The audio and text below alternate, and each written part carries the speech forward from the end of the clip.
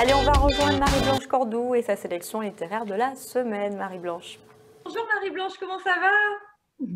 Écoutez, très bien, hein, ravie de vous rejoindre, Alexandra. Mais pareil, alors avec une thématique qui change un petit peu aujourd'hui au niveau littérature.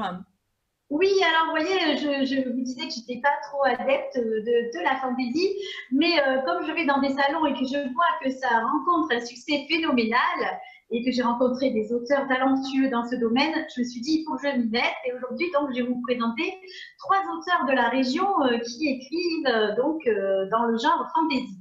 Alors, juste pour rappeler, hein, pour ceux qui ne connaissent pas, la fantaisie, ça date depuis les temps des temps, hein, comme par exemple avec les histoires d'Ulysse, hein, on a toujours écrit voilà, de la fantaisie, mais c'est revenu au bout du jour avec Le Seigneur des Anneaux, le film, qui ensuite a basculé vers la littérature et on est revenu vers Tolkien, il y a eu le monde de Narnia et ça a lancé une mode comme ça où les auteurs se sont lancés dans cet univers-là.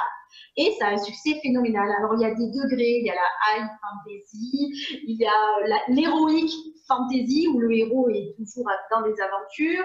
Il y a aussi l'urban fantasy. Donc, il faut savoir que c'est une fiction littéraire qui évolue avec des personnages surnaturels, des mythes, des légendes, souvent dans un fond un peu médiéval. Voilà, en gros, c'est un peu ça. Hein.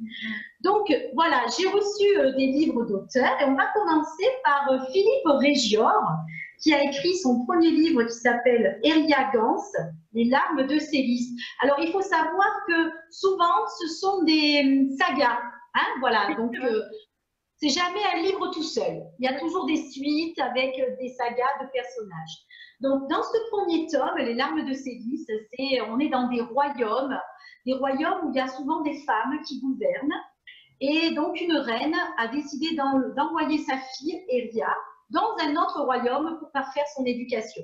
Donc, elle est missionnée de partir avec sa gouvernante, cette petite princesse de 9 ans.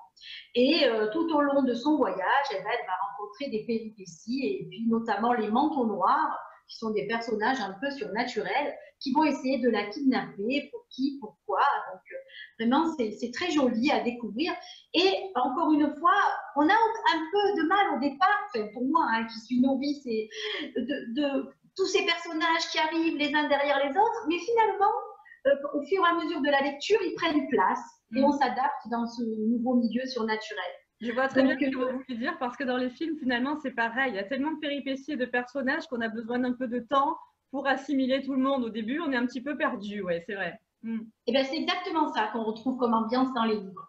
Donc, c'est aux éditions Maya, Eria Gans, Les larmes de Célis de Philippe Régior. Voilà. Et il est en train d'écrire le tome 2, hein, donc je crois qu'il est paru. Voilà. Un autre auteur qui est Laurent Palombo et qui lui est de Saint-Tropez. Et attention, il est gendarme à Saint-Tropez. On a envie de faire voilà. Donc il est gendarme à Saint-Tropez et il racontait des histoires comme ça surnaturelles à ses fils. Et il s'est dit, mais attends, j'ai trop envie de les écrire, quoi. Il est rentré dans ce monde et il a commencé avec un premier livre qui s'appelle Aux larmes de sang, en auto-édition, hein, Laurent Palombo. Et donc là, c'est l'histoire d'un royaume encore, de Wok, dans lequel il y a un guerrier qui s'appelle Gaëtian et qui est pris dans une embuscade. Donc, et comme il est fort et qu'il a une force phénoménale, il s'apprête à exterminer tous les rebelles. Sauf qu'à un moment donné, il rencontre un enfant. Et cet enfant, il a des pupilles de chat enfantes. Et du coup, ça l'arrête parce que lui aussi, il a des pupilles enfantes. Donc, il se dit, mais d'où il sort? Comment ça se fait qu'il a les mêmes pupilles que moi? Voilà. Et l'énigme commence comme ça, l'intrigue commence comme ça. Je vous invite à découvrir qui il est vraiment, pourquoi. Donc, c'est vraiment génial. C'est bien écrit, avec une belle écriture. Il y a beaucoup d'émotions dans les personnages. On rencontre vraiment un peu les émotions de la vie de tous les jours, hein, mais dans un autre monde. Voilà. Et il a écrit une suite. Alors, c'est pas une suite. C'est-à-dire qu'il détache un personnage de son premier livre, et c'est une princesse qui s'appelle Ishani, une guerrière, et il a envie de lui donner une aventure que pour elle-même. Voilà. Donc, en fait, ça s'appelle Aux larmes d'argent, c'est le tome 2. Et là, donc, Ishani, cette guerrière, décide de retourner dans son royaume, et quand elle arrive, eh bien, son fils a disparu. Et on commence l'intrigue comme ça, donc toujours dans cet univers. Il se peut qu'il retrouve des personnages qui étaient dans le premier tome, Voilà. Mais ce sont des livres qui peuvent être lus indépendamment. Voilà. D'accord, oui. Donc en auto-édition, Laurence Palombo, Aux larmes de sang et Aux larmes d'argent. Oui, ça donne envie. Dernière auteure, une auteure marseillaise, J.K. Gras. Alors, elle a beaucoup de succès dans les salons parce que je la vois à chaque fois, il y a une queue phénoménale de jeunes adolescents pour sa série Zeladonia. Voilà, donc c'est une saga fantasy qui marche très bien et elle vient de sortir un roman historique, un peu fantasy quand même dans l'histoire, mais c'est plus historique et réservé aux adultes. Voilà, ça s'appelle Les âmes pirates.